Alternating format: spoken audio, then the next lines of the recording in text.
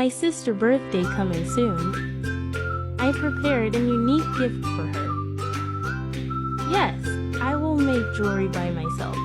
It's my first time try wire wrap. I hope it is not so much hard. Good, with the paper instructions. Okay, cut the wire 5 centimeters. Fold in the middle. Until now, it is not so much hard. Use a round plier wrap each side. This step is not so much easy. At beginning I cannot wrap nice, but after practice, so much better.